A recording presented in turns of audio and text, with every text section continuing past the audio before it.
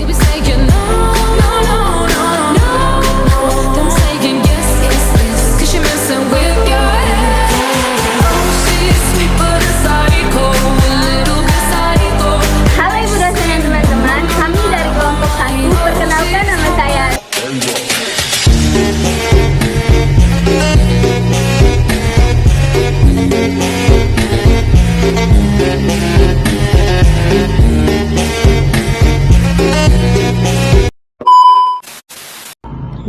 Halo teman-teman, jadi pada video kali ini kami akan membahas sebuah studi kasus pada PT Merpati Nusantara Airlines. Tapi sebelum membahas kasus tersebut, akan lebih baik jika teman-teman tahu dahulu bahwa kasus yang akan kami bahas ini mengenai kepailitan dan likuidasi. Namun sebelumnya teman-teman harus tahu dahulu apa sih likuidasi dan kepailitan itu sendiri. Nah, jadi likuidasi adalah proses untuk menutup perusahaan secara tertib, sedangkan kepailitan adalah keadaan umum di mana seseorang dinyatakan pailit. Cerita kasus PT Merpati Nusantara Airlines ini di mana PT Merpati Nusantara Airlines maskapai penerbangan milik negara didirikan pada tahun 1962 untuk melayani rute domestik dan daerah terpencil di Indonesia. Namun, pada tahun 2008, perusahaan mulai mengalami kerugian operasional yang besar karena yang pertama itu ada mismanagement, di mana ketidakmampuan mengelola biaya operasional dan pengambilan keputusan yang tidak strategis. Yang kedua, itu ada persaingan ketat, di mana kehadiran maskapai lain seperti Lion Air dan Air Asia yang menawarkan tiket lebih murah. Yang ketiga itu ada utang besar, di mana utang mencapai lebih dari 10,72 triliun termasuk kewajiban kepada karyawan, penyediaan bahan bakar, dan bank. Pada tahun 2014, Merpati menghentikan seluruh operasional penerbangan karena kesulitan keuangan yang tidak terkendali.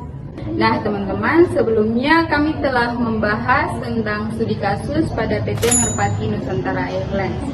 Jadi saya akan membahas apa permasalahan utama pada PT ini.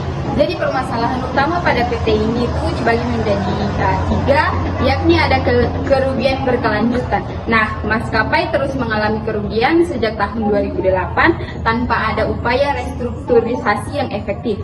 Yang kedua, ada gagal bayar utang. Nah, perusahaan tidak mampu membayar utang kepada para kreditur, termasuk karyawan yang menuntut pembayaran gaji yang tertunda.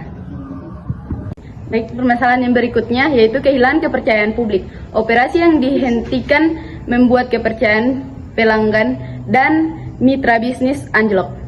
Selanjutnya, menjelaskan upaya untuk menyelesaikan kasus PT Merpati Nusantara Airlines berdasarkan landasan hukumnya. 1.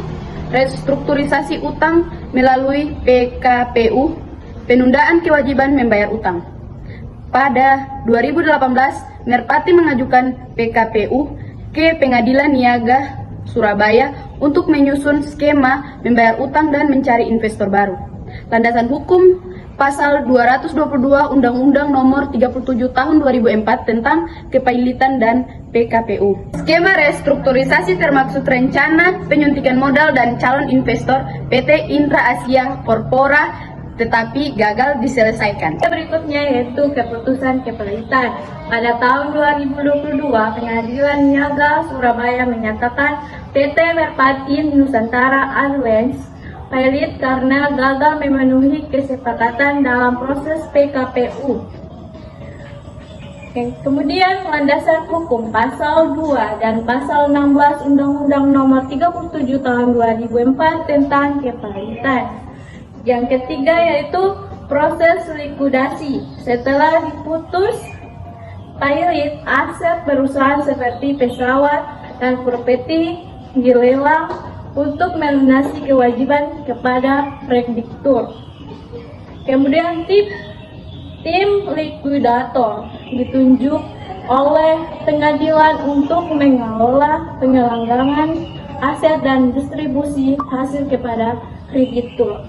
Selanjutnya, pengambilan keputusan untuk menyelesaikan kasus PT Merpati Nusantara Airlines berdasarkan landasan hukumnya.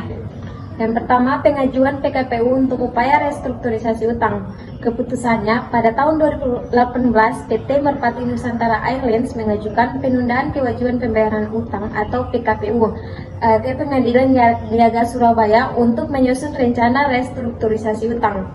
Skema yang diajukan melibatkan pencarian investor baru dan memberikan kesempatan kepada debitur untuk menyelesaikan kewajiban keuangannya dengan menyusun rencana perdamaian yang melibatkan seluruh kreditur. Selanjutnya yaitu yang kedua, putusan pengadilan untuk menyatakan kepailitan. Putusannya, pada tahun 2022 setelah gagal memenuhi kewajiban dalam skema PKPU, Pengadilan Niaga Surabaya memutuskan bahwa PT Merpati pailit. Putusan ini diambil karena perusahaan tidak dapat menyelesaikan kewajibannya kepada kreditur sesuai dengan kesepakatan dalam PKPU. Landasan hukumnya ada pada pasal 2 Undang-Undang Nomor 37 Tahun 2004 tentang kepailitan. Debitur dapat dinyatakan pailit jika memiliki 2 atau lebih kreditur dan tidak mampu membayar utangnya yang telah jatuh tempo dan dapat ditagih. Pasal 16 Undang-Undang Nomor 37 Tahun 2004 yaitu pengadilan berhak menyatakan pailit jika restrukturisasi dalam PKPU yang tidak berhasil. Tes likuidasi untuk pembayaran kewajiban pada kreditur. Untuk keputusan sendiri, setelah dinyatakan pailit, aset-aset PT Merpati termasuk pesawat, properti, dan fasilitas lainnya dilelang. Hasil dari pelelangan digunakan untuk membayar kewajiban kepada para kreditur sesuai prioritas hukum. Tim likuidator ditunjuk oleh pengadilan untuk mengelola proses pelelangan dan distribusi hasil. Untuk landasan hukumnya sendiri ada pada pasal 104 sampai dengan 114 Undang-Undang Nomor 37 Tahun 2004 tentang kepailitan, yaitu mengatur proses likuidasi, termasuk peran dan tanggung jawab likuidator dalam menjual aset dan mendistribusikan hasilnya kepada kreditur. Untuk pasal 1131 dan pasal 1132 KUHP Perdata, yaitu seluruh aset dan debitur menjadi jaminan untuk membayar utang kepada semua kreditur sesuai urutan prioritas.